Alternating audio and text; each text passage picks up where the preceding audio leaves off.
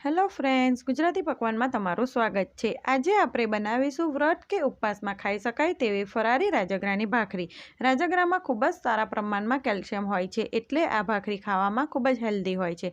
તો ઉપવાસમાં આ ભાખરી જરૂરથી ખાવી જોઈએ। તો ચાલો ફરારી રાજગરાની ભાખરીની રેસીપી જોઈ લઈએ।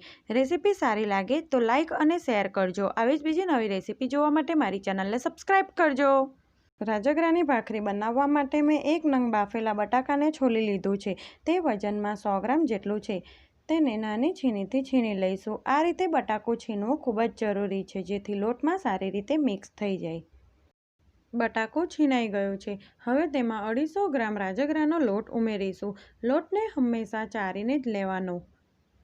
તેમાં 1 ચમચી તેલનું મોણ નાખીશું। તેલની જગ્યાએ તમે ઘીનું મોણ નાખો તો અડધી ચમચી નાખવાનું। 1 ચમચી સિંધુ મીઠું નાખી બરાબર મિક્સ કરી લઈશું।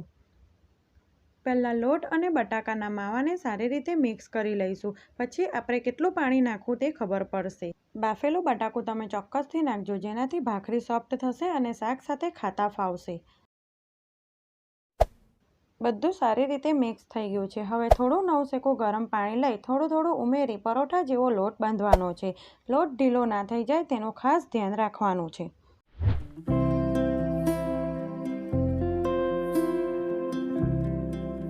તો મેં અહીં પરોઠા જેવો લોટ બાંધી લીધો છે। આ રીતનો કડક જ લોટ બાંધવાનો છે।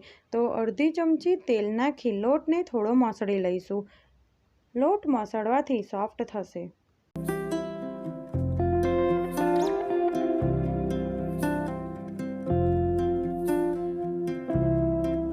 હવે લોટને ઢાંકીને 4 થી 5 મિનિટ રહેવા દઈશું। 5 મિનિટ પછી લોટ બરાબર સરખો થઈ ગયો છે। તો લોટમાંથી મીડિયમ સાઇઝના લુવા કરી લઈશું।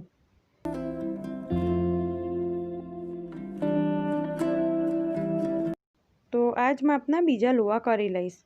હવે એક સાઈડ તવીને સ્લો ફ્લેમ પર ગરમ થવા મૂકી દઈશું।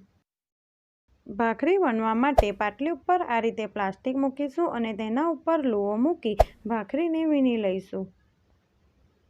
ભાખરીને વીણતી વખતે ઉચકવાની નથી। આ રીતે પ્લાસ્ટિકની થેલી જ ફેરવી ગોળ ભાખરી વીણી લઈશું।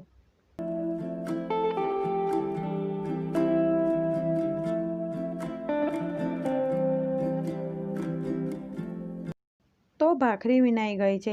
આ રીતે ભાખરીને મીડિયમ સાઇઝની જ વીણીશું। તો તવી પણ ગરમ થઈ ગઈ છે અને તવી બરાબર ગરમ થાય પછી ભાખરીને મીડિયમ ટુ સ્લો ફ્લેમ પર શેકી લઈશું। જ્યારે એક સાઈડથી ભાખરી હલકી શેકાઈ જાય પછી બીજી સાઈડ ફેરવી ભાખરીને શેકી લઈશું।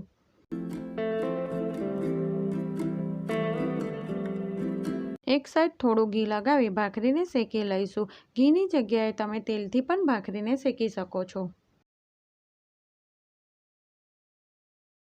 બીજી સાઈડ થોડું ઘી લગાવી ભાખરીને મીડિયમ ટુ લો ફ્લેમ પર ગોલ્ડન બ્રાઉન શેકી લઈશું।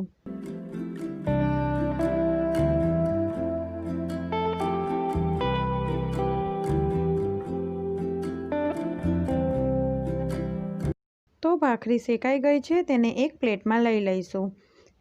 એ જ રીતે મેં બીજી ભાખરી પણ વીણી લીધી છે, તો તેને શેકી લઈશું।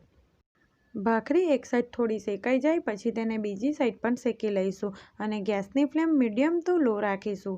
થોડું ઘી લગાવી ભાખરીને ગોલ્ડન બ્રાઉન શેકી લઈશું।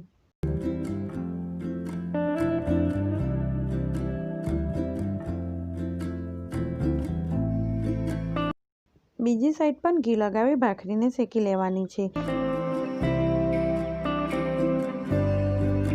તો તમે જોઈ શકો છો સરસ ગોલ્ડન બ્રાઉન ભાખરી શેકાઈ ગઈ છે। તો એ જ રીતે બાકીની બધી રાજગરાની ભાખરી બનાવી લઈશું। તો બધી રાજગરાની ભાખરી બનીને તૈયાર છે। આટલા માપમાંથી 7 થી 8 નંગ ભાખરી બને છે। તો આ રેસીપીને તમે એકવાર જરૂરથી ટ્રાય કરજો। આવી જ બીજી નવી રેસીપી જોવા માટે મારી ચેનલને સબસ્ક્રાઈબ કરજો। Thanks for watching.